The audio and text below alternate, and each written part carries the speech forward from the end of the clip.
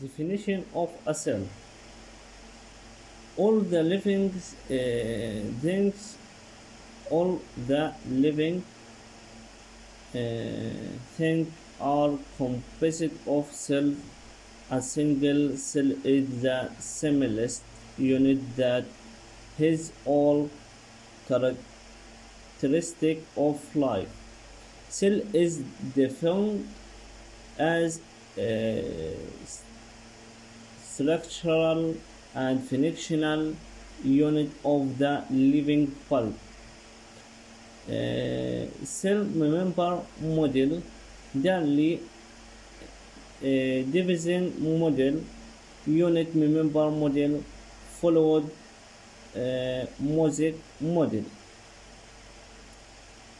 Cell member function, uh, function, uh, protective function, selective mobility, absorptive function, excretory function, exchange of uh, gases.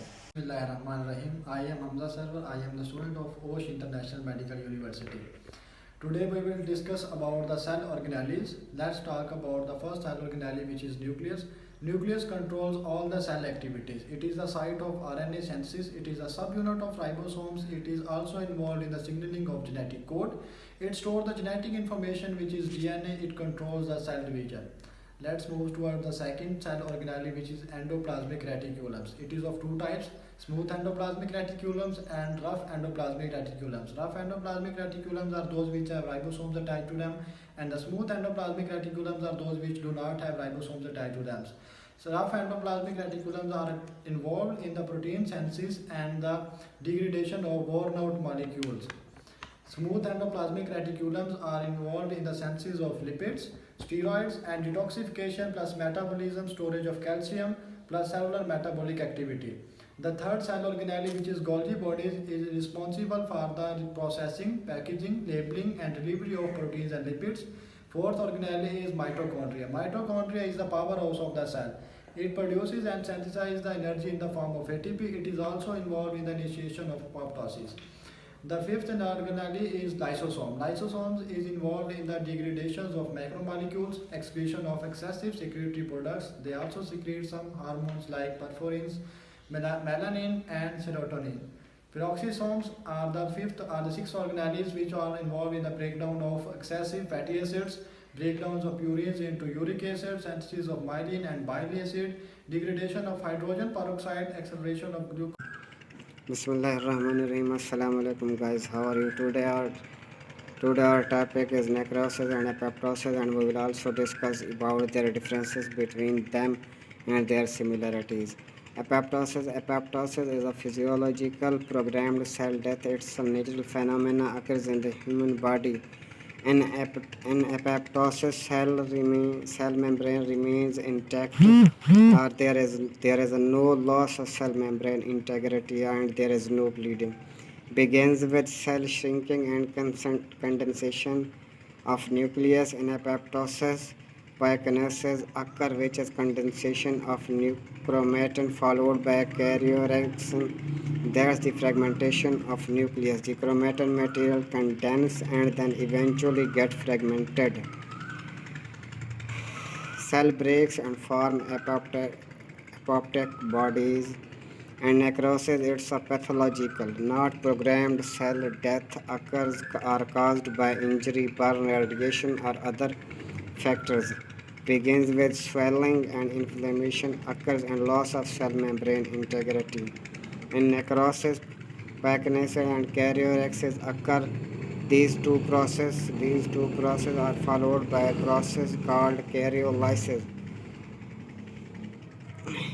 which is the dissolution of cytoplasm. In necrosis, there is no apoptotic body or no vesicle formation occurs. After karyolysis, there is complete cell destruction or cell lysis. At the end, they share a common step called phagocytosis. I'm going to explain the topic of cell junctions, and cell junction are the connection between two cells or the connection between cell and extracellular matrix. And there are three types of cell junction: communicating junction, occluding junction, and anchoring junction. And occluding junctions in this category, tight junctions are included, and these are those cell junctions that does not permit the movement of molecules between the cells, and these are also called as zonula occludins. And transmembrane proteins are occludin, claudin, symplankin, zonula occludins 1, 2, singulin, and junction adhesion molecules. And these are found in the apical margins of endothelial and epithelial cells of intestinal mucosa, renal tubule, choroid plexus, and capillary wall. And when we talk about communicating junctions, then chemical synapse and gap junctions are included in this category. And gap junctions are those junctions that does not that allow the movement of molecules between two cells, and they are made up of 6 subunits of proteins, which are called as connexons and connexins.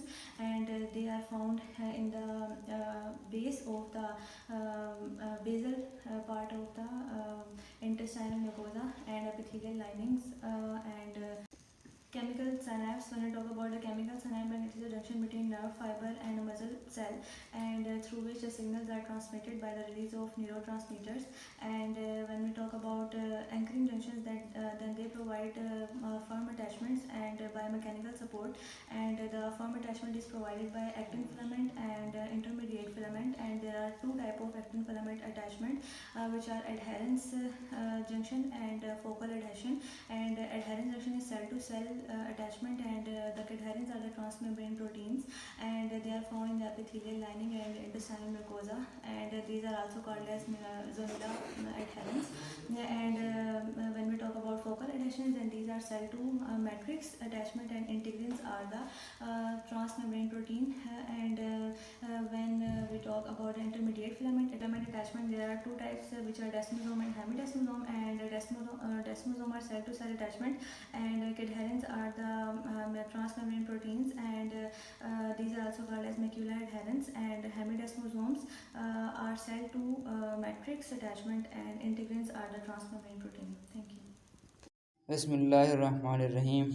Active transport. The uphill movement of a substance is called active transport.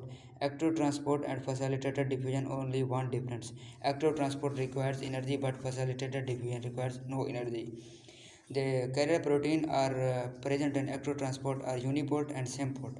Uniport is the carrier protein that carries only one substance in a single direction, and semport the carrier protein that carries two substances in a same direction is called semport. And antiport the carrier protein that carries two substances in opposite direction. Mechanism of active transport is the substance binds with the carrier protein of the cell and then comes inside the cell, then substance leaves inside the cell, and the carrier protein or goes outside of the cell.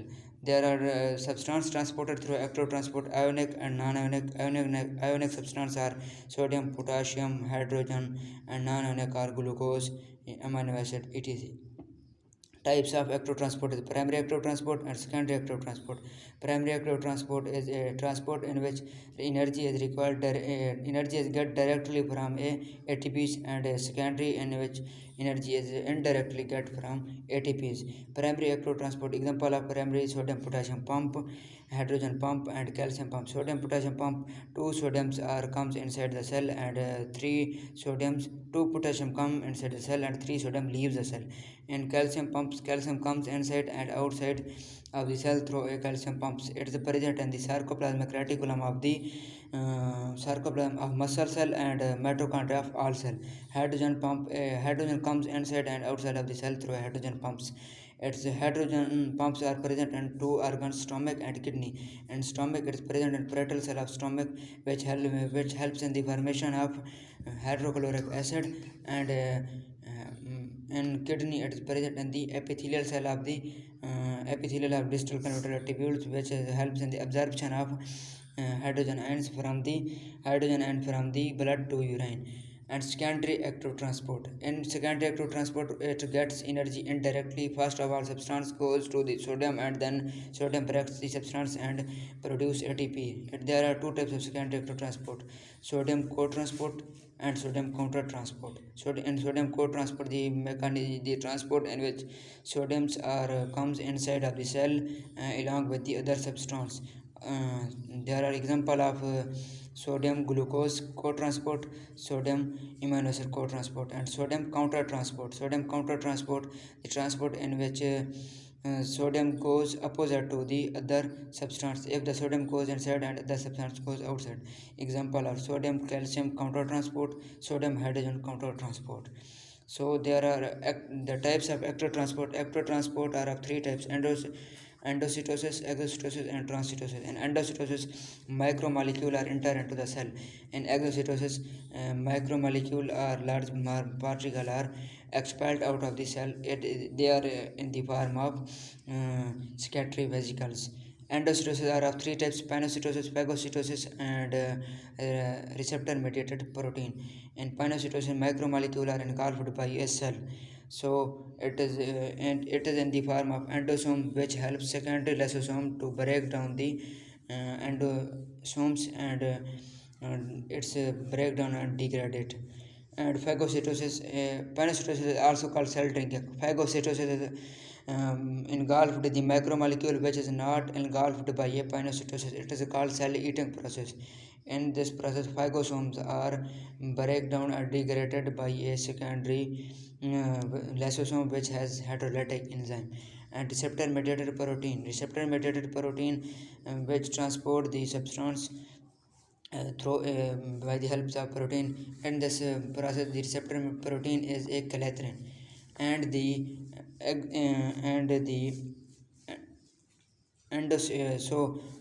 last of this is molecular motor. The molecular motor is a protein based mechanism that performs intracellular mechanism of the cell. There are three types of molecular motor: kinesin, renin, and myosin. Kinesin is it's a transport over the microtubules. The kinesin has two heads and one tail. One head hydrolyze the ATPs to get energy, and other head is responsible for the movement, and the tail is responsible for the cargo or transport of substance. It is responsible for the anterograde movement of cell. Then we have renin. Renin is similar with the kinesins, but it is different. It is retrograde movement. The movement against or toward the negative end of the macrotubules. And last of this is myosin. Myosin is the transport over the macrofilaments. There are 18 types of myosins. Type 2 and type 5 myosin are very important. Type 2 are responsible for the muscle contraction, and type 5 is responsible for the movement of secondary vesicle. Thank you. Rapid passive transport, the movement of substance from a region of high concentration to the movement of low concentration area. It is also called diffusion and down movement. It does not need energy required. Passive transport is like swimming in the direction of water flow and river. Example: diffusion and facilitated diffusion. Diffusion movement of molecule from a region of high concentration movement to the low concentration area. Facilitated diffusion. Carrion protein and channel protein are involved and facilitated diffusion. There are two types: simple diffusion, a substance occurs through lipid and protein layer of the cell membrane. Facilitated diffusion, which occur with the help of the carrion protein of the cell membrane. Type of passive transport, there are three types: backflow and filtration and osmotic. Backflow, diffusion of large quantity of the substance move region of high pressure to the region of low pressure region of the substance across the cell membrane. Example: backflow is the exchange of gas across the respective membrane. Filtration, the movement of water and solute area of the high hydrostatic pressure to the low hydrostatic pressure. Filtration process is seen at arterial end of the capillary glomeruli kidney. Osmosis, the movement of the water and solvent the area of the low concentration to the area of the high concentration of solute through semi-permeable membrane. Semi-permeable membrane permanent the passage of the water and other solvent, but not passage solute. Pump is an example of primary active transport. In this, sodium and potassium ions are transported across cell membrane through a carrier protein known as sodium potassium pump. In sodium potassium pump, sodium is transported outside to inside while potassium is transported inside to outside cell. This pump is present in all cells of body and responsible for the distribution of cell membrane. Carrier protein that constitutes sodium potassium pump is distributed into two subunits, alpha subunit and beta subunit. Alpha subunit contains 1 lakh molecular weight while beta subunit contains 55,000 molecular weight. Transport is occur only by alpha subunit while beta subunit is responsible for glycoprotein functions. Alpha protein has 6 sites, 3 sites for receptors on the inner surface of protein and 2 receptors for the outer surface of protein, while one site for enzyme near for site for sodium. Binding of sodium and potassium activates ATPase. ATPase causes breakdown of ATP into ADP, due to which energy is liberated, and that energy due to this energy inner surface is forced towards outer surface while outer surface is forced towards inner surface of cell. Now release of ions will take place. Sodium will release outside while potassium will release inside the cell. In its electrogenic activity, when sodium potassium pump is activated once, there is a net loss of positive energy. If this pump is continuous in activity, there would be a reduction in positivity inside the cell and negativity will increase. Assalamu alaikum. My name is Abdul Samad. Today my topic is active transport and passive transport. Active transport is the movement of molecules or ions against a contraction guidance from an area of lower to high contraction, which does not orderly occurs, so enzymes and energy are required. Passive transport is the movement of molecules or ions from an area high to lower contraction. Assalamu alaikum. My name is Muhammad Abdul Wase. I am first year student of Osh International Medical University, Kyrgyzstan. Now my topic of presentation is RNA and DNA. DNA is a molecule composed of 2 polypeptide chains that coiled around each other to form a double helix that carrying genetic instruction for development, functioning, growth and reproduction of all known organisms and virus. And RNA is a molecule similar to DNA.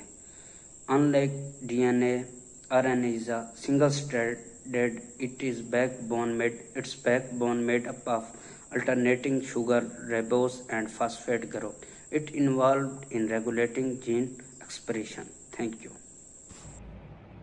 Assalamu alaikum.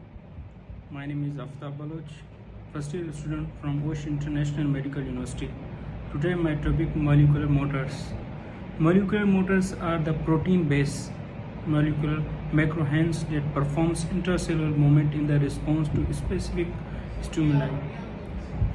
Function of molecular motors: transport of synaptic vessels contain neurotransmitters from the neurocells body to synaptic terminals. Role in the cell division: mitosis and meiosis by pulling the chromosomes. Role in the cell division: mitosis and meiosis by pulling the chromosomes and transport of viruses and toxins to the interior of the cell for its own terminate. Type of molecular motors. Molecular motors are classified in the three subparameters: kinegens. Okay.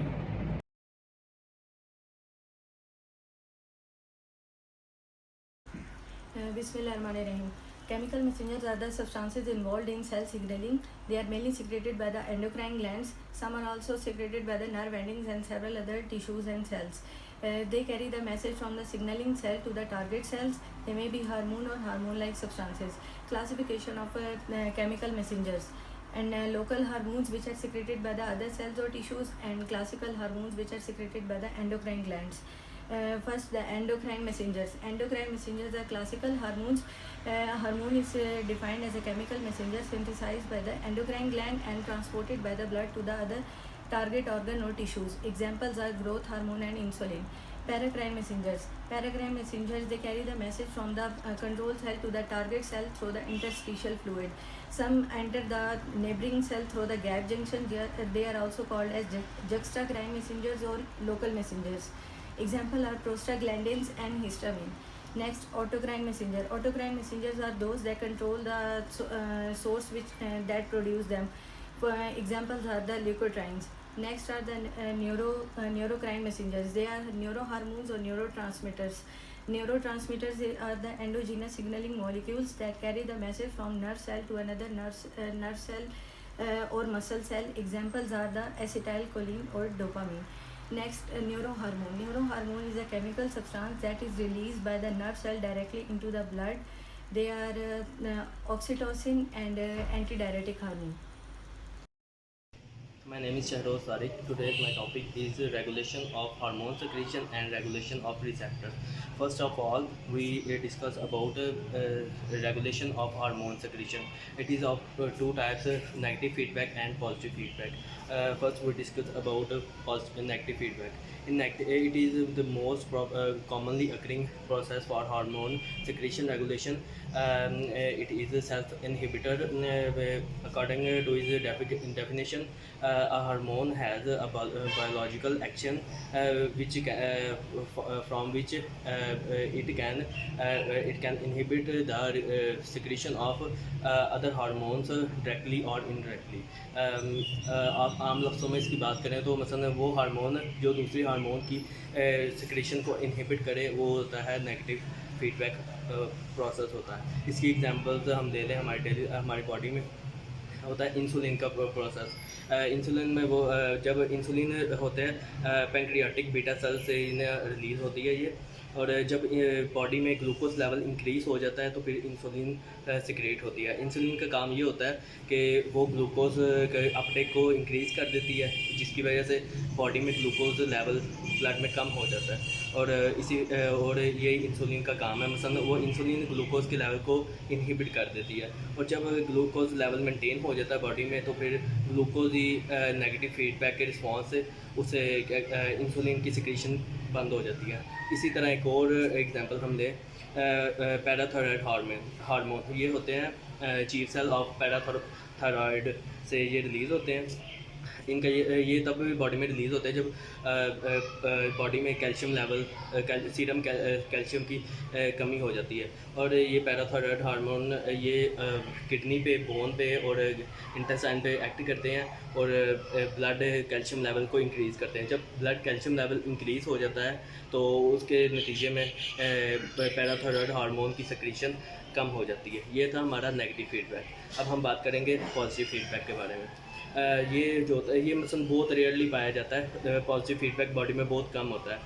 हम positive feedback की बात करें तो ये self reinforcing होता है. इसकी definition की बात करें, a hormone which can directly और indirectly increase the secretion of other hormone. This process is called positive feedback. इसकी हम एग्जांपल यूँ लेंगे. जब होता है LH, जैसे LH है, LH बॉडी में जब ये होता है LH सर्ज होता है, ये ओवुलेशन के जस्ट बिफोर होता है। ये एस्ट्रोजन की ना मिकदार को जब एस्ट्रोजन की मिकदार ओवुलेशन से थोड़ी देर पहले बढ़ जाती है तो ये फिर LH की मिकदार को बढ़ा देता है। मसलन इन दोनों का आपस में ये काम है, LH एस्ट्रोजन के लेवल को इंक्रीज़ कर देता है और एस्ट्रोजन LH के लेवल को इंक्रीज़ कर देता है, और ये होता है हमारा पॉजिटिव फीडबैक। और अब हम चलेंगे regulation of receptors. Regulation of receptor दो तरह के हैं, अपर रेगुलेशन एंड डाउन रेगुलेशन। हम इनकी डेफिनेशन की बात करेंगे तो डाउन रेगुलेशन में ये होता है, in down regulation a hormone can inhibits its number and its sensitivity for of itself and other hormone। मतलब ये खुद की और दूसरे हार्मोन की मिकदार और सेंसिटिविटी को कम कर देता है। ये होता है डाउन होता है। और उसके बाद जो होता है अपर डाउन रेगुलेशन। उसके बाद अब आती है हमारी अप रेगुलेशन। अप रेगुलेशन में ये होता है कि इसकी डेफिनेशन की तरफ आए a hormone receptor which can hormone which can increase its numbers and it's sensitivity for other hormone is called, ये आएगा हमारा अपर रेगुलेशन। अपर रेगुलेशन की एग्जांपल हम यूँ देंगे कि मसलन जैसे एस्ट्रोजन है,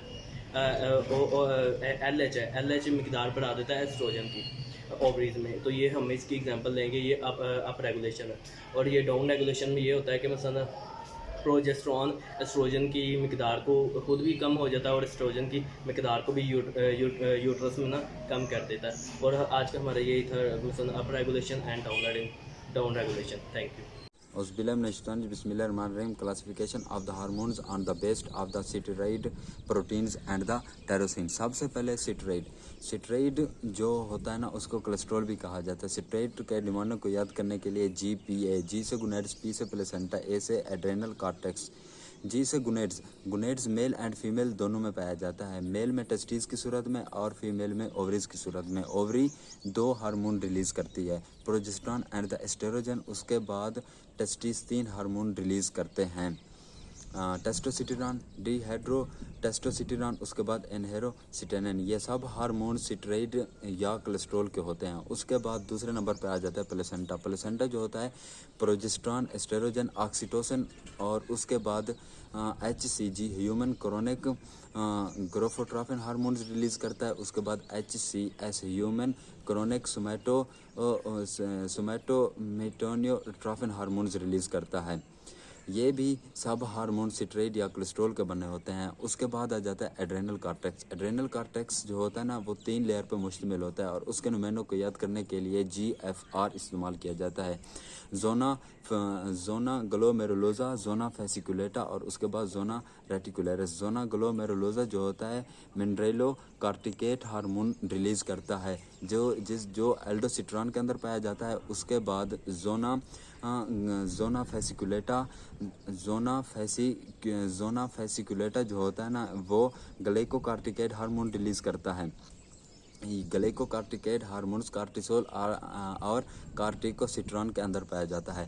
उसके बाद तीसरे नंबर पे जोना रेटिकुलरिस आ जाता है। जोना रेटिकुलरिस जो होता है ना वो सेक्स हार्मोन रिलीज़ करता है जो कि एड्रेनोजन यानी कि प्रोजेस्टेरॉन और एस्ट्रोजन के अंदर पाया जाता है। दूसरे नंबर पे आ जाता है प्रोटीन्स जो होता है ना पॉलीपेप्टाइड चेन्स का बना होता है। प्रोटीन्स के निमोनिक को याद करने के लिए P4, P से पिट्यूटरी ग्लैंड, P से पैराथायराइड ग्लैंड, P से पेंक्रियाज और P से प्लेसेंटा। पहले नंबर पे आ जाता है पिट्यूटरी ग्लैंड। पिट्यूटरी ग्लैंड जो होता है ना, पिट्यूटरी ग्लैंड 2 हिस्सों पे मुश्तमिल होता है, interior pituitary gland and the posterior pituitary gland. Posterior pituitary gland 2 hormone release करता है, ऑक्सीटोसिन एंड द ADH। उसके बाद इंटीरियर पिट्यूटरी ग्लैंड को मास्टर ग्लैंड भी कहा जाता है। Interior pituitary gland 6 hormones release करता है, ACTH, adrenocorticotrophin hormones, FSH, follicle stimulating hormones, LH, luteinizing hormones. उसके बाद TSH, thyroid stimulating hormones, GH, growth hormones. उसके बाद PRO, प्रोलैक्टिन हार्मोन्स। उसके बाद आ जाता है पैराथायराइड ग्लैंड। पैराथायराइड ग्लैंड जो होता है ना वो प्रेजेंट होता है posterior, these are present at the posterior side of the thyroid glands. These are the force and these are releases the parrot hormones. उसके बाद आ जाता है पैराथायराइड ग्लैंड के बाद आ जाता है पेंक्रियाज। पेंक्रियाज जो होता है ना वो इंसुलिन बनाता है, ग्लूकागॉन बनाता है, उसके बाद सोमैटोसिटेटिन बनाता है, उसके बाद पेंक्रियाटिक पॉलीपेप्टाइड बनाता है। इंसुलिन जो होता है ना इंसुलिन के अंदर बीटा सेल्स पाए जाते हैं, उसके बाद ग्लूकागॉन के अंदर अल्फा सेल्स पाए जाते हैं, और बाकी जो दो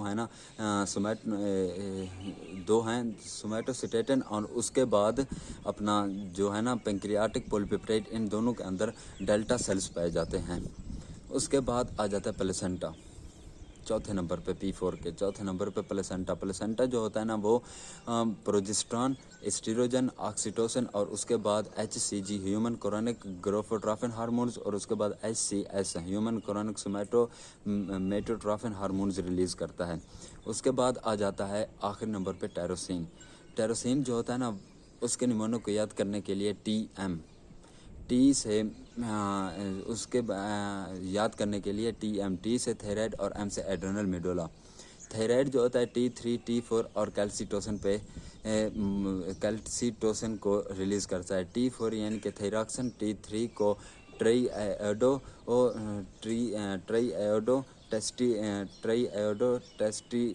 टेस्टोनाइन। उसके बाद आ जाता है एड्रेनल मेडुला। एड्रेनल मेडुला जो होता है कैटकोलामाइन रिलीज करता है, जो कि एड्रेलिन और द एपिनेफ्रिन या उसके बाद नॉर एपिनेफ्रिन और द नॉर एड्रेनालाइन। उसके बाद classification of the hormones on the based of the receptors जो होता है ना ये बैंड्स करते हैं हार्मोन्स के साथ और रिसेप्टर हार्मोन्स कम्प्लेक्स बनाते हैं। रिसेप्टर हार्मोन्स कम्प्लेक्स बनने की वजह से 3 चीज़ों पे इफेक्ट होता है, सेल मेम्ब्रेन के अंदर, उसके बाद साइटोप्लाज्म के अंदर, उसके बाद न्यूक्लियस के अंदर। सेल मेम्ब्रेन की सेमी परमिबिलिटी के ऊपर इफेक्ट आ जाता है, क्योंकि उसके जो सोडियम के गेट होते हैं ना वो इफ्लक्स हो जाता है, जिसकी वजह से उसके अंदर चेंजिंग आ जाता है। उसके बाद एक इंट्रासेलुलर इफेक्ट होता है, वो भी जो सेल के अंदर एंजाइम्स होते हैं ना वो हार्मोन्स को एक्टिवेट कर देते हैं। Thank you so much. Assalamu alaikum wa rahmatullahi wa barakatuh. I am Saaduddin Zarub, and now we want to talk about the 3 hormones of mechanism action on cell membrane. Mechanism of action: hormones with intercellular receptors. Receptors for thyroid and thyroid hormones are located inside target cells. In the cytoplasm or nucleus and function as ligand-dependent transcriptions. That is to say, the hormone receptors complex bind to promoter regions of responsive genes and stimulate or sometimes inhibit transcription for these genes. Structure of intercellular receptors. Thyroid and thyroid hormones receptors are members of large group superfamily of transcription factors. In some cases, multiple forms of given receptors are expressed in cells, adding to the complexity of the response. All of these receptors are composed of single polypeptide chain that has in the simplest analyzes the 3 distinct domains. And now we want to talk about the 3 domains. These domains are the first thing, the amino terminus. In most cases, this region is involved transcription by interacting with the other components of the transcription. The sequence is highly variable among different receptors. And the second thing, DNA binding domain. Amino acids in this region are responsible for binding of the receptors of a specific sequence of DNA. And the third thing is the carboxy terminus or ligand binding domain. This is the region that binds hormones. Let's talk about the hormonal action on the cells. Hormone does not act directly on the cell. First, it combines with the receptors present on the target cells. and form hormone receptor complex. Then this receptor induces changes in the cell. Thousands of receptors are present on the target cell, and each receptor is highly specific for a single hormone. There are 3 sites in the cell where receptors are present. Uh, Receptors for protein and catecholamine hormones are present on the cell membrane. Receptors for steroid hormones are present in cytoplasm, and receptors for tyrosine hormones are present in nucleus. 3 types of changes occur in the cell by these hormones. Protein hormones act on the cell membrane and changes the permeability of cell membrane. For example, acetylcholine, which is a neurotransmitter, attaches with the cell membrane and changes its permeability for sodium by opening the sodium gate. Activation of intracellular enzymes. Protein hormones and catecholamines act by activating the intracellular enzyme. The hormone that acts on the target cell is called first messenger. It combines with the receptor and forms hormone receptor complex. Then this hormone receptor complex activates the enzymes present in the cytoplasm, and then these enzymes produces the second substance called as second messenger. The most common second messenger is cyclic AMP. And the last one is the activation of genes. The hormones enters the interior of the cells and binds with the receptors present in the cytoplasm and the nucleus and forms hormone receptor complex. These hormone receptor complex then move towards the DNA and binds with the DNA and increases the transcription of messenger RNA. Messenger RNA then goes to the ribosomes and activated them. These activated ribosomes produces large quantity of proteins, and this produced protein produces physiological responses in the target cell. Thank you. Bismillahirrahmanirrahim, which are releasing and stimulating hormones secreted by the hypothalamus. Let's discuss one by one. The first one is growth hormone releasing hormone, which stimulate the growth hormones. The second one is growth hormone releasing polypeptide, which stimulate the release of growth hormone releasing hormone and growth hormone also. Third one is the growth hormone inhibitory hormones, which inhibit the growth hormone to release. And fourth one is thyrotropin releasing hormone, which stimulate the release of thyroid stimulating hormone.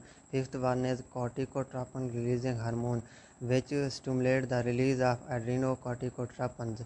And sixth one is gonadotropin releasing hormone, which stimulate to release the gonadotropin releasing hormones such as follicle stimulating hormone and luteinizing hormone also.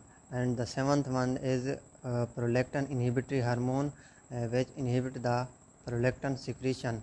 It is believed that it is dopamine. That's all. Assalamualaikum. My name is Harshal. Today is my topic about the growth hormone. Growth hormone is also called somatotropin. Its half-life is about 20 minutes. It is homologous with the two hormones which are human placental lactogen and prolactin. Growth hormone have major effects on protein, carbohydrates, lipids, hormones. First of all, we talk about proteins. On proteins, it has anabolic effect. It increase translation, transcription, and decrease catabolism. It increase anabolism, and it has increased mitosis, increase number of the cells, and increase division of the cell. And on lipids, it increase lipolysis of the cell, increase lipid utilization. To take energy from the lipids. On carbohydrates, it has a diabetogenic effect and increase beta cell, much increase in beta cell, burn out beta cell, and have hyperglycemia. And hyperglycemia in this bones, it multiply of chondrocyte and osteogenic cells. Indicates it convert chondrocyte to osteogenic cells. Few factors which can increase growth hormone secretion, which are sleep, initial stage of sleep, stress, starvation, exercise, and a hormone called ghrelin, which are secreted by focus before the stomach, which initiate the food uptake. A few factors which decrease the secretion of growth hormone, which are a later stage of sleep, such as obesity, pregnancy, and few diseases which are occur because of increase of growth hormone, which are gigantism, in which growth hormone increases before fusion of the epiphyseal plate, and acromegaly growth hormone increase after the fusion of epiphyseal plate in gigantism. Height of the adult is 7 to 8 feet, and permanent headache and bitemporal hemianopia. The acromegaly height is normal, but there is a larger size of jaw, bold face, bukla face, and permanent headache. Assalamu alaikum. Here is Anul Abedin. I am the student of Osh International Medical University. Today's my topic FSH, follicle stimulating hormone. Follicle stimulating hormone is a glycoprotein. The half-life of FSH is about 3 to 4 hours. Action of FSH in males. FSH act along with testosterone and accelerate the process of spermatogenesis in female. FSH number one, the causes the development of Graafian follicle from parietal follicle, and number two, stimulate the cell of Graafian follicle and causes of secretion of estrogen. LH is known as interstitial cell stimulating hormone, ICSH, because it stimulates the interstitial cell of leading in testes. This hormone is essential for the secretion of testosterone from leading cell in female. LH number one causes maturation of follicle into Graafian and follicle along with the follicle stimulating hormone. Number three, responsible for the ovulation. So assalamu alaikum everyone. So without wasting time, let's start. First of all, we are going to discuss about the disease of anterior pituitary gland, right, which is called as the gigantism. So gigantism basically it is caused due to the hypersecretion of the growth hormone before the fusion of the epiphyseal plate, right? If we talk about the, for example, symptoms, the very first symptom is that the height of the person increases up to 7 to 8 feet, right? The next symptom is that hyperglycemia or hyperuricemia occurs, right? The third one is the bitemporal hemianopia, and the fourth one is permanent headache. These are the basic signs or symptoms of the gigantism, right? As in this picture, you can see clearly this person is having a very, I should say, tall height, and the next one, this lady is having permanent headache, and this one is bitemporal hemianopia, right?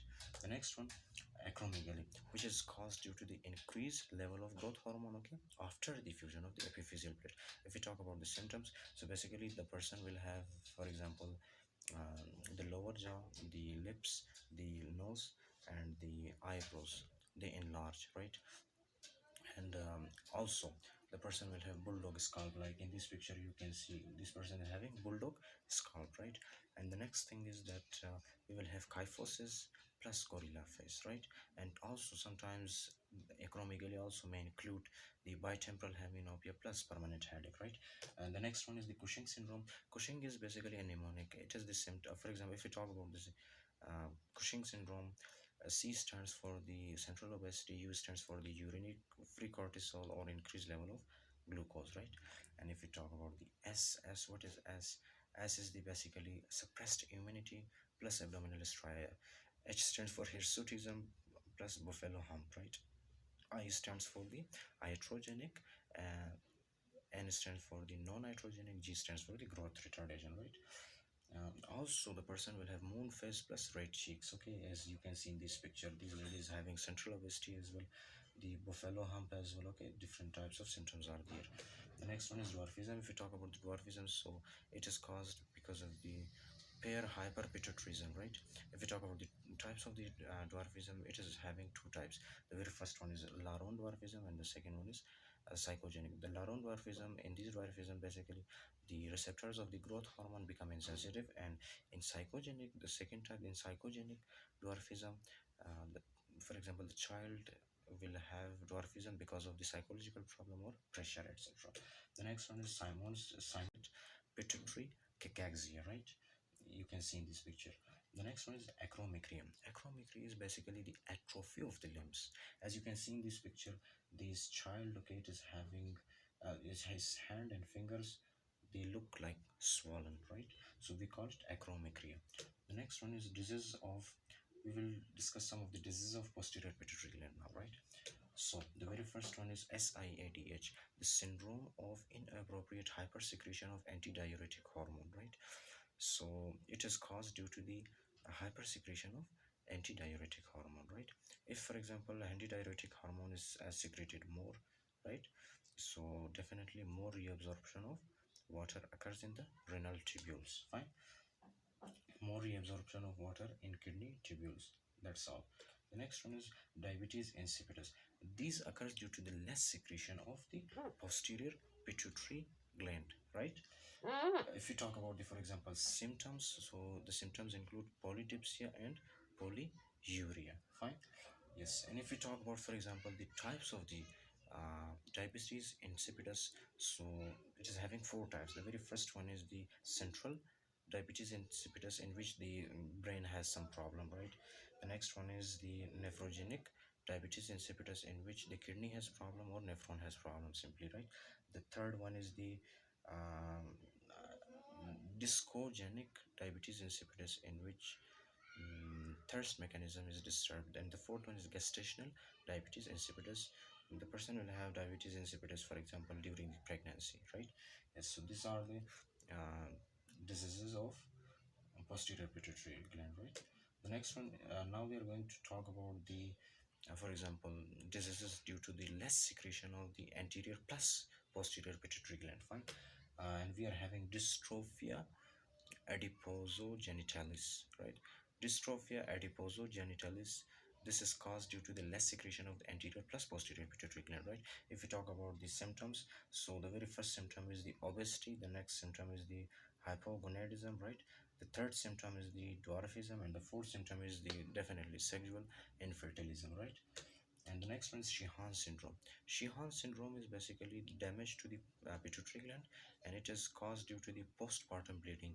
As postpartum bleeding occurs, at that time the level of oxygen goes down, so definitely the pituitary gland will not have enough of oxygen, and the pituitary gland is damaged. Yes, thank you so much everyone. Assalamu alaikum. My name is Ali Taimur. I am from Osh International Medical University. Today my topic is prolactin hormone.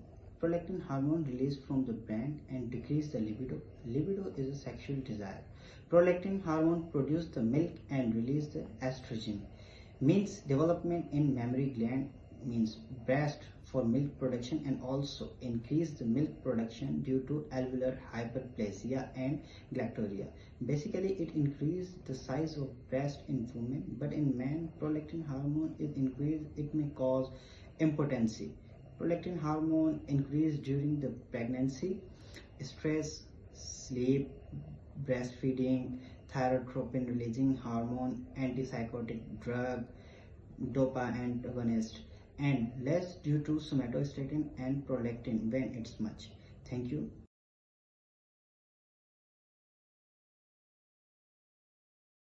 Bismillahirrahmanirrahim. Today I am going to tell you about the thyroid gland and its functions also. Thyroid gland is present at the base of neck. It is mainly a butterfly shape. It's larger in female and small in male. Its main function is to produce the T3 hormone and T4. Basically, T3 hormone, the function of T3 hormone is to regulate the heart rate, and T4 also to maintain the process of food in the intestine. So we can say that main function of thyroid gland is to make the hormones T3 and T4. Both T3 and T4 play a very important role in the body, in the heart rate maintaining, in the brain maturation, bone reabsorption, and furthermore also. So we can say that T3 and T4 both are very important hormones in our body to maintain the metabolic processes also. Firstly, I can say that T3 and T3 both are very important. If the level of T3 and T4 low in the body or up in the body, both causes the hyperthyroidism and hypothyroidism. In the hypothyroidism, the level of T3 and T4 are decreased in the body. So mainly many symptoms show in the body like trouble sleeping, tiredness, fatigue. Level of T3 and T4 low in the body or up in the body, both causes the hyperthyroidism and hypothyroidism. In the hypothyroidism, the level of T3 and T4 are decreased in the body. So mainly many symptoms show in the body like trouble sleeping, tiredness, fatigue, constipation, dry skin, depression, sensitivity to concentration, frequent joint and muscle pain, period loss, much more also. If the T3 and T4 level are increased in the body, then we cause the hyperthyroidism. Hyperthyroidism, the main symptoms are much more system, but some are, I can tell you about the symptoms of hyperthyroidism. The first one is anxiety, second one irritability, third one hair loss, and fourth one is muscle pains also. So we can say that thyroid gland play a very important role in all the human body. If any disturbance in the thyroid gland and T3 and T4, we also are much more pathologies. First one, if iodine amount in low in the food, then we face the disease like goiter. So it's all about the thyroid gland and its hormones from my side. Thank you. It is my topic about how factors influence the stimulation inhibition of the thyroglobulin and thyroid hormones. So let's talk about the regulation of the secretion of the thyroid hormone. Many factors that are involved in the regulation of thyroid secretion. Factors increase the secretion of the thyroid hormones. First is low basal metabolic rate, leptin, and alpha melanocyte stimulating hormone. The factors which decreases the secretion of thyroid hormones are excess iodine intake, stress, somatostatin, and glucocorticoids, and dopamine. All these factors are through the pathway. The secretion of the thyroid hormones controlled by the anterior pituitary and hypothalamus through the feedback mechanism. Role of the pituitary glands. Let's talk about the role of pituitary gland. The thyroid stimulating hormone, or TSH, secreted by the anterior pituitary is the major factor regulating the synthesis and releasing of the thyroid hormone. Next role of the hypothalamus. Hypothalamus regulates this secretion, the thyroid secretion, by controlling the TSH secretion through the TRH, which is thyrotropin releasing hormone, by the hypothalamus, and the feedback mechanism or feedback control through the thyroid hormone regulatory through own secretion. Thyroid hormones regulate their own secretion through the negative feedback control by the inhibiting the release of TRH from hypothalamus and thyroid stimulating hormone from the anterior pituitary gland. There are two more factors that left in the explanation of the thyroid hormones, which are role of iodine.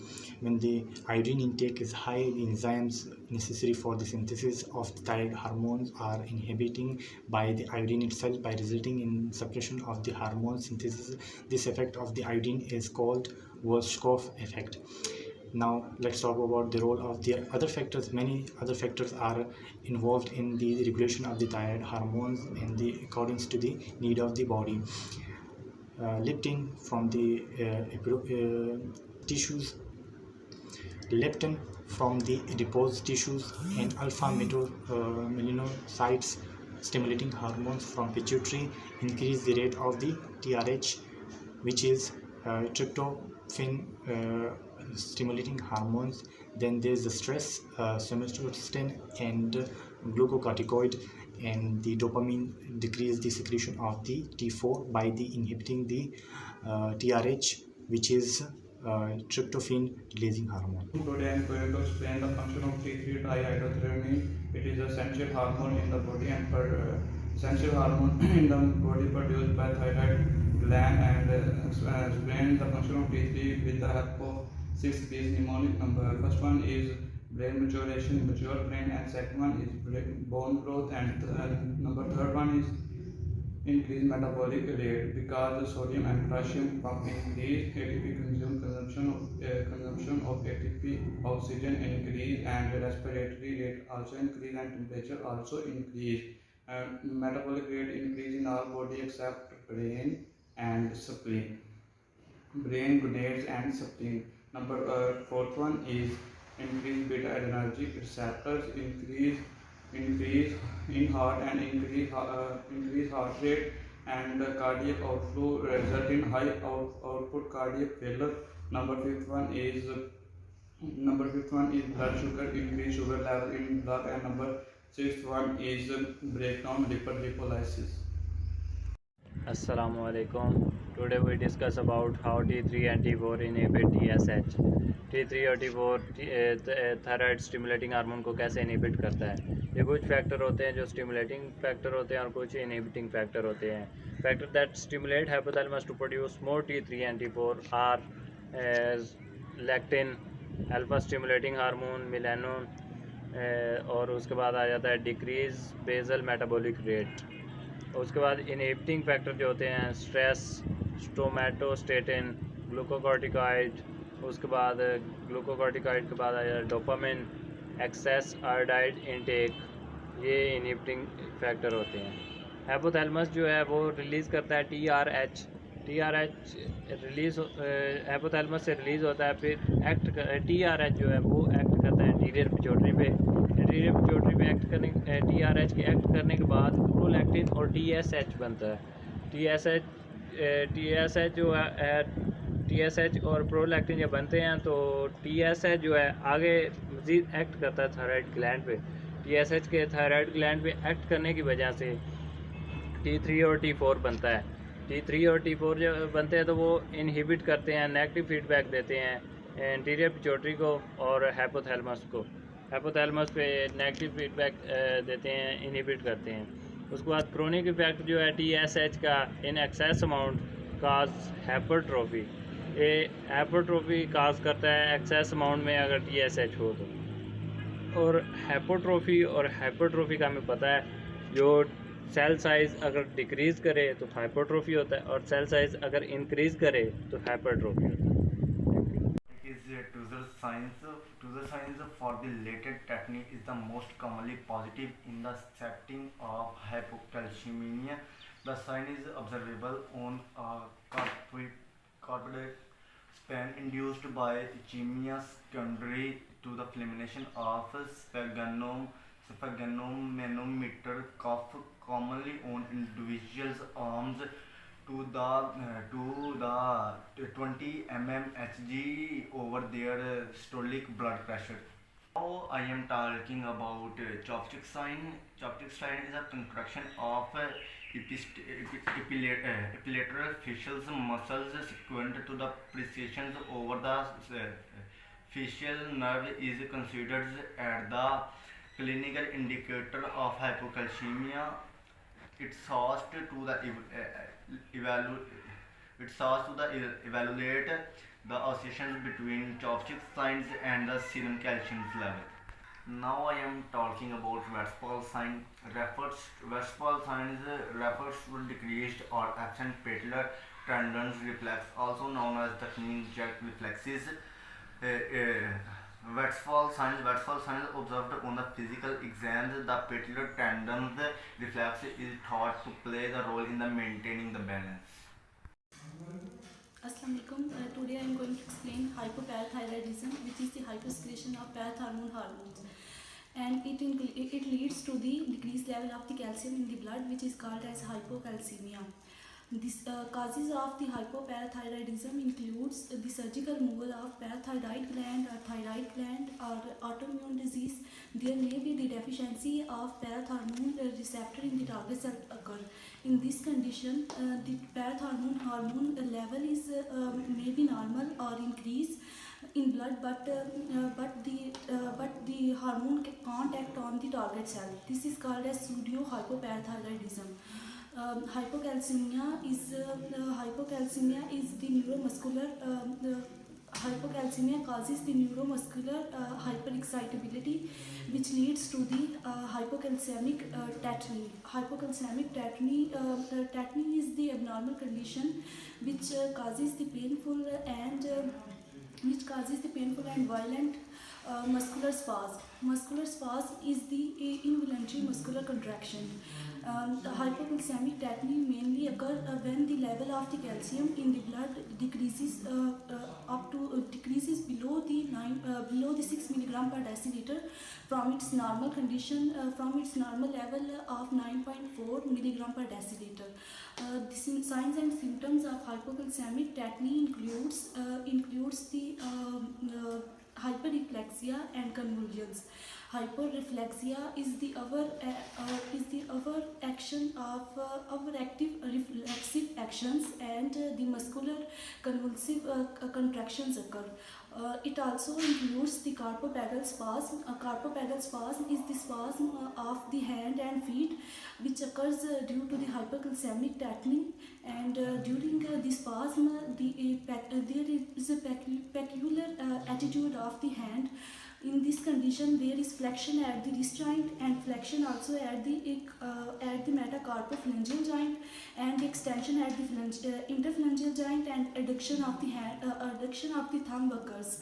There is also laryngeal striator occur, which causes loud crowning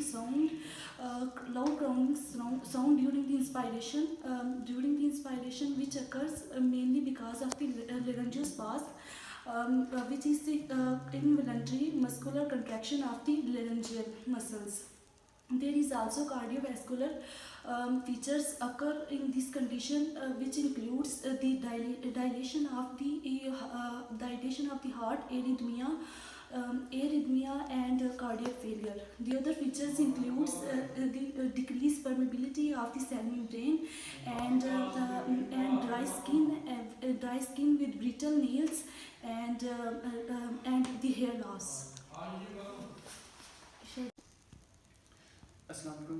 Today I will talk about the two main diseases of thyroid gland, the hyperthyroidism and hypothyroidism, and I will explain a little bit about the clinical features, TSH value, and disorders which cause these diseases and their treatment.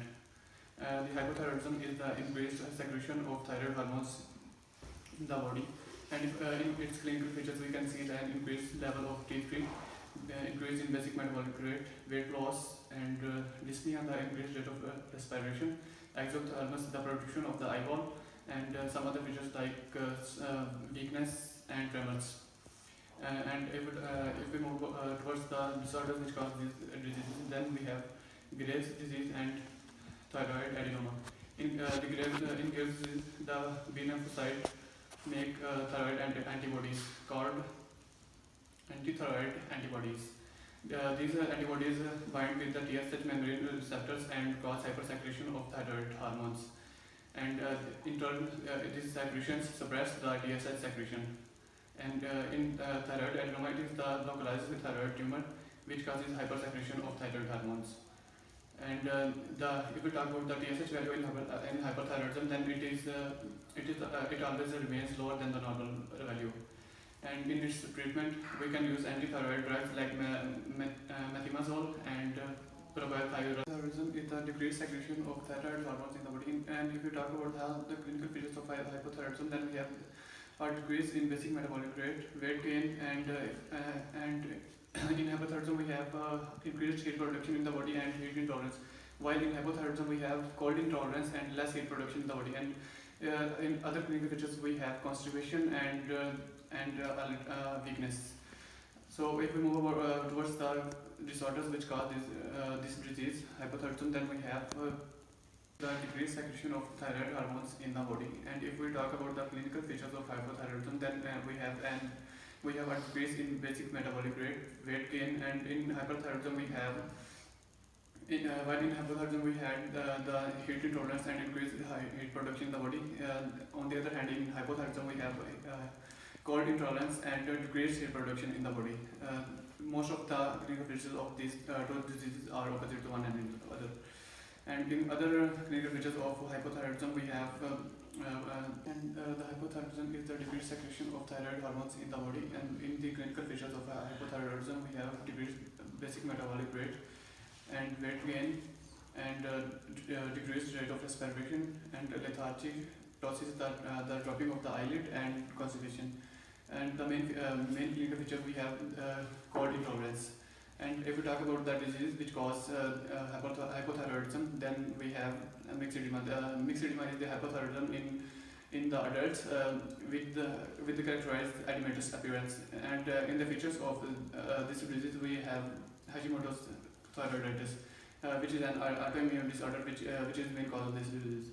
And in other features, we have swelling of face, vagus under the eyes, and non-pitting edema. And the other disease is keratinism. Keratinism is the hypothyroidism in children, which is maybe a congenital disorder. And in the features of keratinism, we can see that the newborn do not show the symptoms of keratinism right after the birth. It may take 2 to 3 weeks to develop the symptoms like the sluggish movements and coughing sounds by the newborn. And the skeletal growth is more affected than the muscular growth. And in the treatment of hypothyroidism, we can use the levothyroxine as an alternate of the natural thyroxine. And we have a disease which is present both in hyperthyroidism and hypothyroidism. In hyperthyroidism, we have non-toxic goiter, while in hypothyroidism, we have toxic goiter. And goiter may also be present in euthyroidism. Today my topic to synthesis of mineralocorticoid, glucocorticoid and sex hormone present in graphene layer. So all adrenocortical hormones are steroid in nature and are synthesized mainly from cholesterol. First of all, to synthesis of mineralocorticoid. So cholesterol convert into pregnenolone and pregnenolone convert into progesterone and progesterone convert into 11-deoxycorticosterone and 11-deoxycorticosterone convert into corticosterone and finally corticosterone convert into aldosterone and aldosterone present in mineralocorticoid and the layer is zona glomerulosa. The second is to synthesis of glucocorticoid. First of all, cholesterol convert into pregnenolone. Pregnenolone convert into 17-hydroxypregnenolone and 17-hydroxypregnenolone convert into 17-hydroxyprogesterone. 17-hydroxyprogesterone convert into 11-deoxycortisol and finally 11-deoxycortisol convert into cortisol. So the last is to synthesis of androgen means sex hormone. So cholesterol convert into pregnenolone, pregnenolone convert into 17-hydroxypregnenolone and further convert into dehydroepiandrosterone and further convert into androstenedione and convert into testosterone and finally convert into androgen with the help of enzyme aromatase. My topic, function of stress hormone. Function of stress hormone, cholesterol. In the stress hormone, we have a mnemonic for the function of cholesterol, a big FIB. In the mnemonic, the first 3 factors are increasing while the last 3 are decreasing. Number 1, increased appetite. Number 2, increased blood. Number 3, increased insulin resistance. Number 4, decreased fibroblastic activity. Number 5, decreased immune response. Number 6, decreased bone formation. Today I am going to explain Cushing syndrome and Addison disease. First of all, I explain Cushing syndrome. Cushing syndrome is a disease characterized by obesity.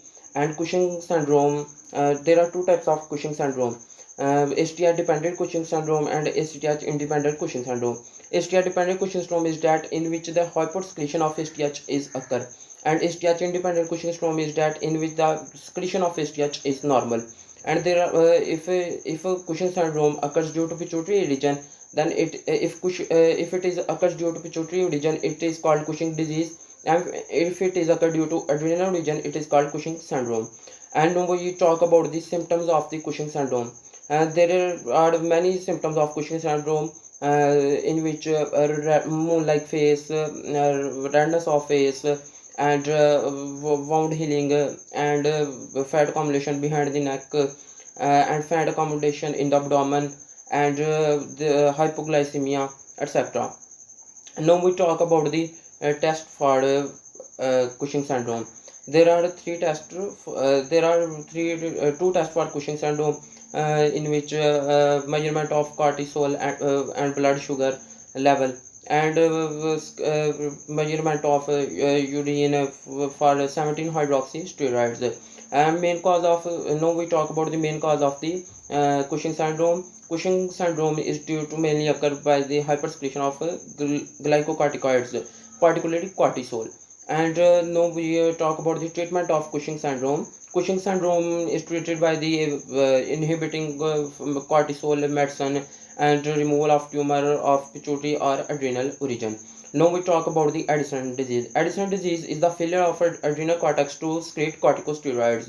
There are three types of Addison disease, in which primary Addison disease, secondary Addison disease, and tertiary Addison disease. Primary Addison disease is due to hypersecretion of corticosteroids, and secondary Addison disease is due to failure of anterior pituitary to secrete STH, and tertiary Addison disease is due to failure of hypothalamus to secrete to secrete corticotropin releasing factor. Now we talk. Now I'm going to explain the cause of Addison disease. Addison disease is due to hypersecretion of failure of hypersecretion of corticosteroids. Symptoms of Addison disease is a loss of pigmentation of fats in skin, and loss of body weight, and dehydration with the loss of sodium, hypoglycemia, hypotension, etc., and diarrhea, vomiting, and nausea, cardiac output, weight, and size of heart is less, etc. And now we test for Addison disease. Addison measurement of cortisol and aldosterone, and measurement of urine, and test of urine for steroid secretion. And now we talk about the treatment of Addison disease. Addison disease is mainly treated by the removal of a hormone, replacing of hormone with the normal hormone.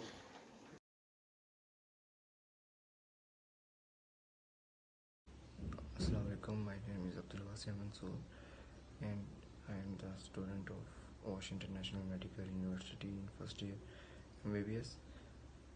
Today I am going to explain endocrinology, a little bit about pancreas. Pan means all, and Chias means mass. It consists of exocrine and endocrine.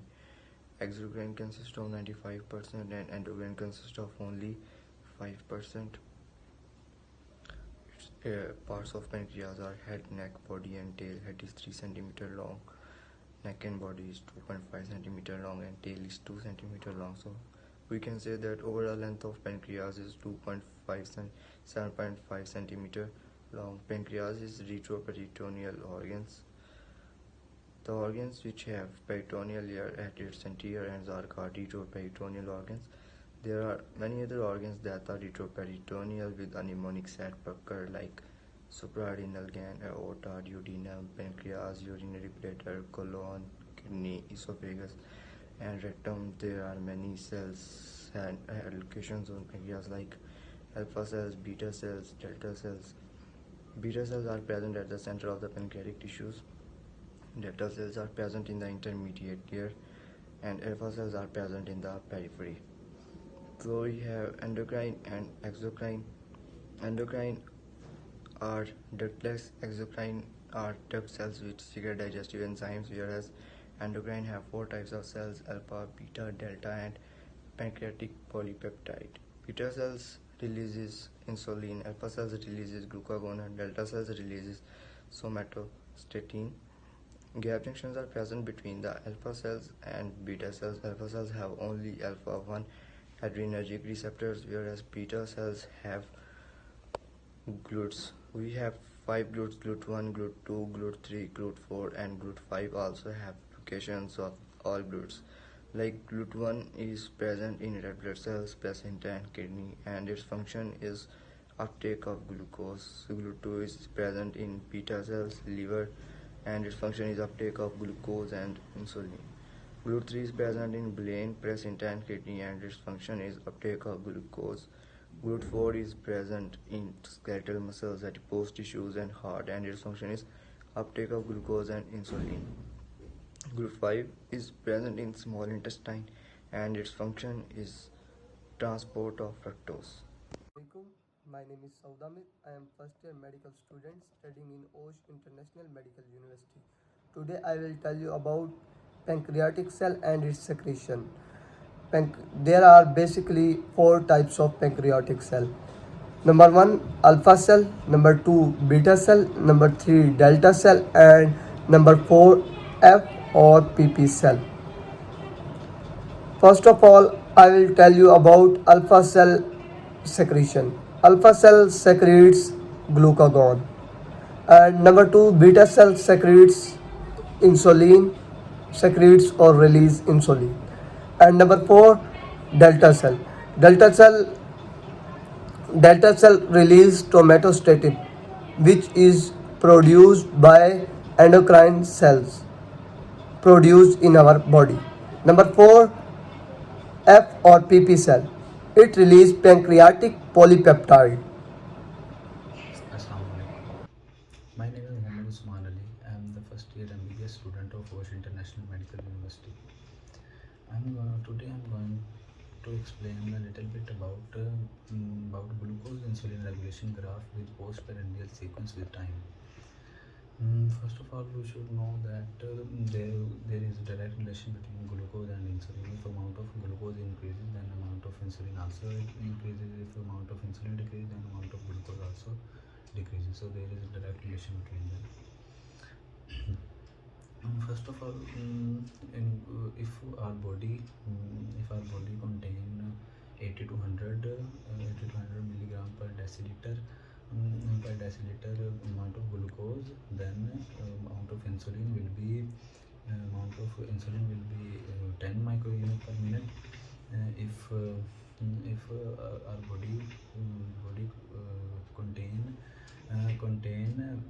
our body contain 100 to 120 milligram per deciliter amount of glucose, then the amount of insulin will be 100 microunit per milliliter per minute. If our body contain more than 200 milligram per deciliter amount of glucose, then amount of insulin will be around about 400 microunit per minute. It can also let's come to the graph, which is time taken after meal. Time taken after meal, within 15 minutes insulin will shoot up to 100 microunit per milliliter, and then within 15 minutes it will go down to 30 minutes. It will go down to 30 minutes, and after 30 minutes to 2.5 hour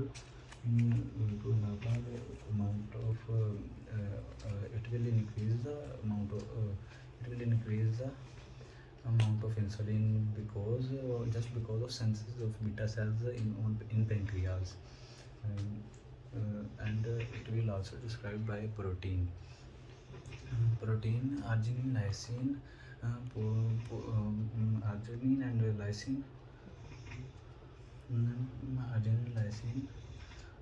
Potentiate glucose on insulin and Assalamu alaikum. My name is Abdurrahman. I am a first year medical student in Osh. Today I would like to explain a little bit about the pancreas and their secretory hormones. Basically, pancreas is a retroperitoneal organ and present at the level of T12 to L3. Basically, if we talk about the length of pancreas, basically pancreas is about 15 centimeter long, and if we talk about the part of the pancreas, head, tail, neck, and unseen process is a part of pancreas. Pancreas is a organ of body which have both exocrine and endocrine function. If we talk about the endocrine part, it is only about 5% of the total mass of the pancreas, and it secretes the basically it consists of isolates of Langerhans and basically secrete two hormones, insulin and glucagon. And if we talk about the exocrine part of the pancreas, which is about 95% of the total mass of pancreas, and it secretes it consists of acheins, and which secrete about the bile, which helpful in digestion. If we talk about the insulin, basically insulin is a hormone which secreted when the blood sugar or glucose level is increased. Due to increased glucose level, the beta cell of the pancreas is stimulated. Basically, four types of cells are present in the pancreas: alpha cell, beta cell, and delta cell, and the PP cells, means polypeptide cells. And hormones secreted by these cells: alpha cells secrete the glucagon, beta cells secrete the insulin, delta cells secrete the somatostatin, and PP cell, polypeptide cells secrete the polypancreatic hormone. As we talking about the increased level of blood glucose caused to increase the level of stimulate the beta cell of pancreas, which caused to increase the secrete insulin. And if we talk about the mechanism how the insulin is secreted by the beta cell of pancreas, basically high level of glucose in the blood stimulate the beta cell of pancreas, and the beta cell of pancreas, there is a beta adrenergic receptors which stimulate and convert the glucose into the glucose 6-phosphate by the help of enzyme called the glucokinase. And this glucose 6-phosphate is then converted into the ATP by the phosphorylation, and then Assalamu alaikum, my name is Hassan Ali. I am a student of Osh International Medical University. Today I am going to present the topic about the glucagon. The glucagon is the chemical which is produced or synthesized in the alpha cells of the liver and A cells of the stomach and L cells of the small intestine. As we are talking about the glucagon, so we talk about the half-life of the glucagon. The half-life of the glucagon is about 3 to 6 minutes. And now we talk about the degrading enzymes. Serine and cysteines are the chemicals which take up the 50% of the degrading, then the 20% by the liver and 30% by the kidney. The glucagon is the only chemical that passes through the placenta. As we talk about the action on different, the action of the glucagon on the carbohydrate is that the glucogenesis is the only which will decrease, and rest of all the three will increase.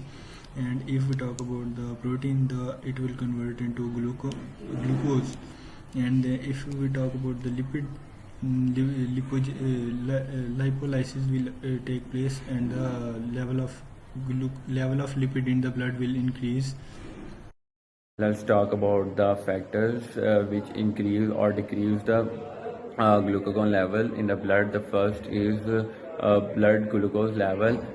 When the blood glucose level is decreased, the alpha cell of Langerhans is stimulated, and the glucagon level is increased. And when the alpha cell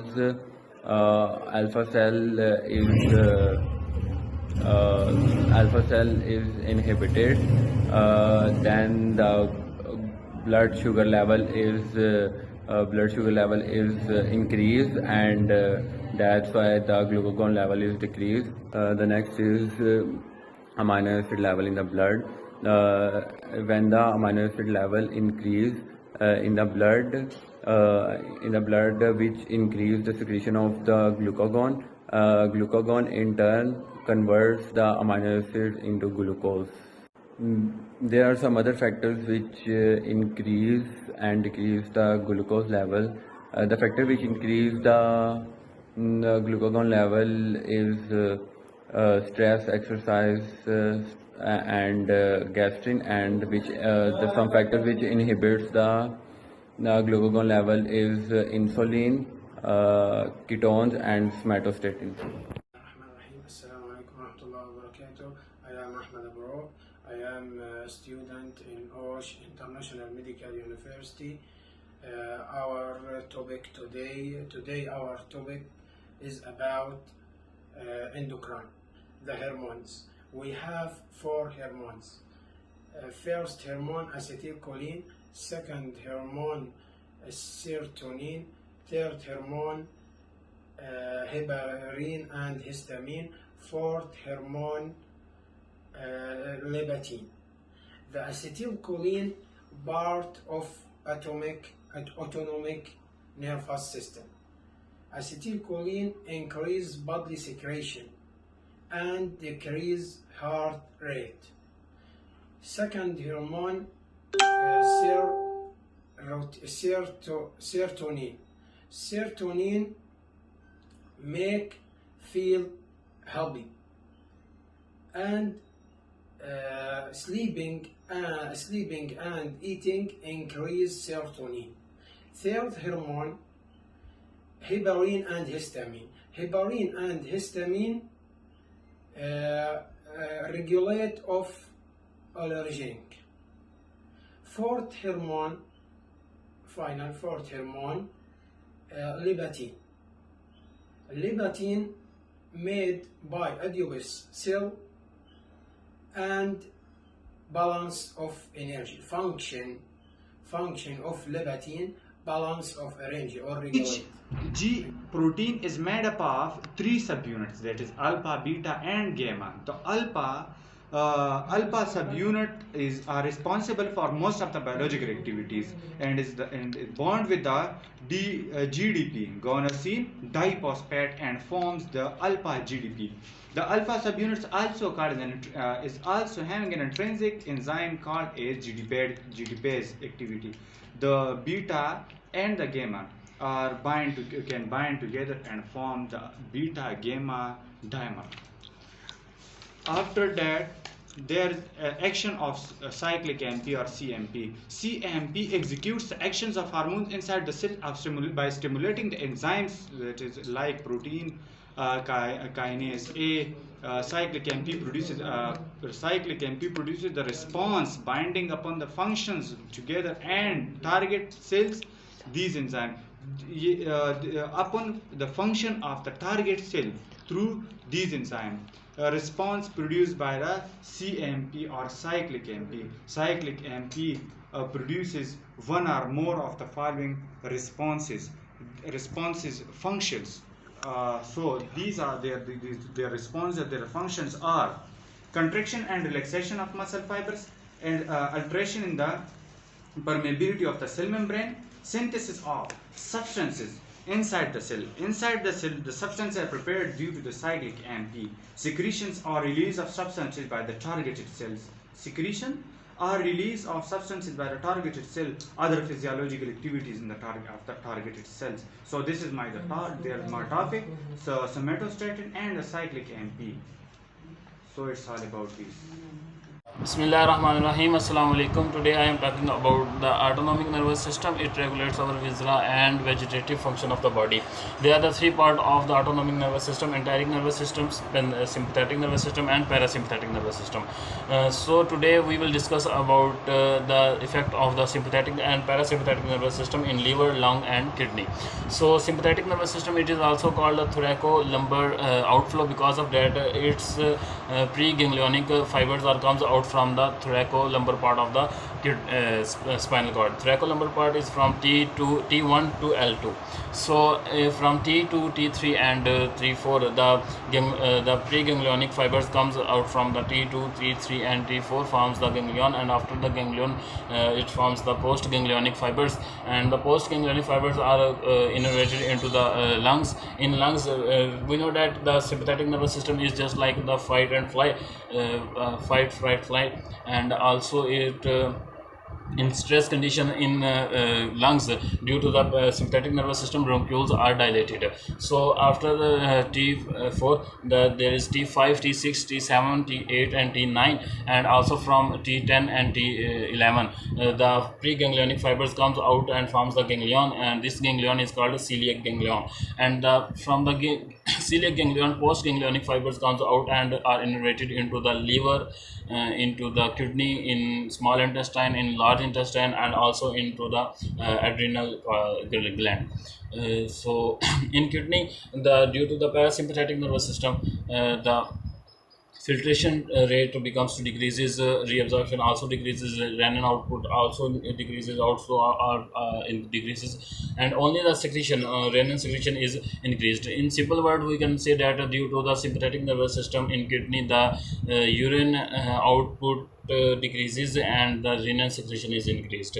In liver, due to the sympathetic nervous system, the glucose rate, glucose is increased. Increased glucose is released to the from the liver and go to the blood. In blood also there is glucose is increased. So now we will discuss about the parasympathetic nervous system. Parasympathetic nervous system, it is also called the craniosacral outflow. Because of that, it is its preganglionic fibers are comes out from the cranium and sacral part of the spinal cord. So cranium part, as we know, we will discuss about we discussed about the cranial nerves. There are the 12 cranial nerves, only 3, 8 and 9 and 10. They are the four these four cranial nerves are purely are the parasympathetic nervous system.